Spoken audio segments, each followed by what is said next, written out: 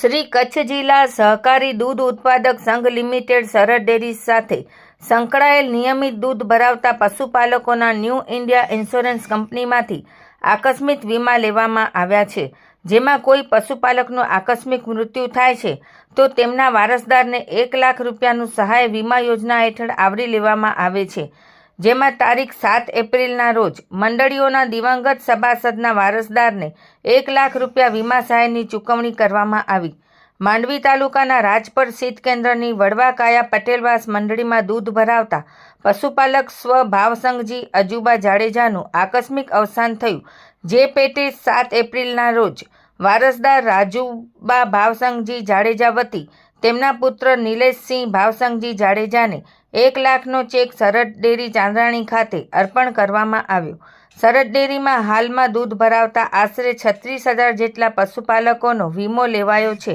જેથી પશુપાલકોને કોઈપણ પ્રકારની જાનહાનિ થાય તો તેમના વારસદારને વીમા સહાયનો લાભ મળી શકે અને આર્થિક સંકટની સ્થિતિમાં પરિવારને સહારો મળી રહે। દૂધ સંઘના તમામ ડાયરેક્ટરો અને કર્મચારીઓ અકસ્માતમાં મૃત્યુ પામેલ દિવંગત આત્માને શ્રદ્ધાંજલિ પાઠવી છે।